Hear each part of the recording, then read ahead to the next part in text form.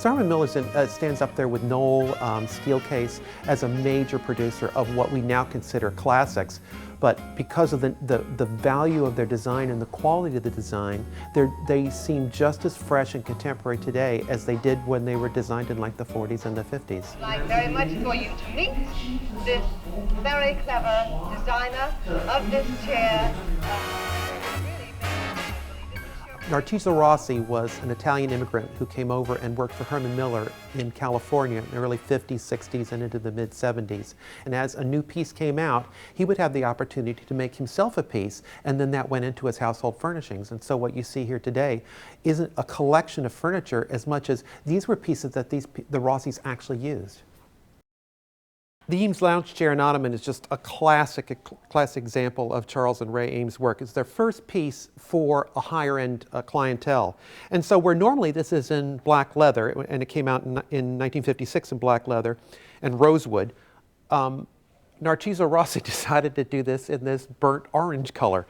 And so it's one of a kind, and there was actually enough leather left over that he was able to make a coat for his wife out of the same leather. And that's the wonder of a collection from a single couple. Probably the single most valuable piece in the collection is this, what's called the Marshmallow Sofa by George Nelson. And at auctions, at mid-century modern auctions, these go for $15,000, $20,000. But this is probably the only one in the world that's upholstered in orange and green fabric.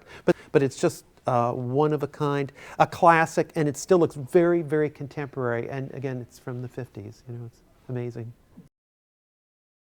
A wonderful piece in this collection was this red, white, and blue chair. Narciso Rossi was, as I said, was an Italian who had come over, and the day he became an American citizen, his fellow line workers at Herman Miller had made him this red, white, and blue chair, and so they gave him this the day he got his citizenship, and it's still here. This is the chair, and so to the family, this was really an important piece, it sort of humanizes the whole collection.